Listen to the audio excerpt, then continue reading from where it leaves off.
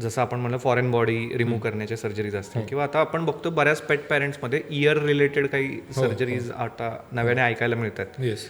तर नक्की हे काय आहे?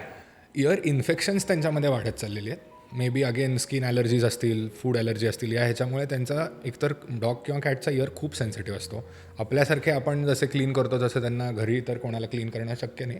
देर are some cleansers available, but तुम्ही डीपपर्यंत जाऊ शकत नाही. घरी करणं पण आम्ही सगळ्यांना सांगत नाही की ॲडवाईस पण करत नाही, कारण you can hurt the ear internally.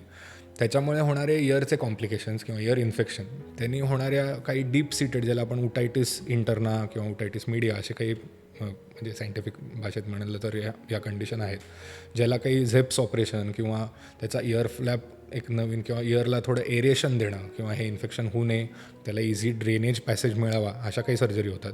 Also कान खाजून किंवा खूप इरिटेट करून त्यांच्या कानाला ऑरल हिमॅटोमा नावाचा एक प्रकार होतो, ज्याच्यामध्ये कानाच्या 2 पाळींमध्ये ब्लड जमा होतं, जे आपल्याला सर्जिकली काढायला लागू शकतं.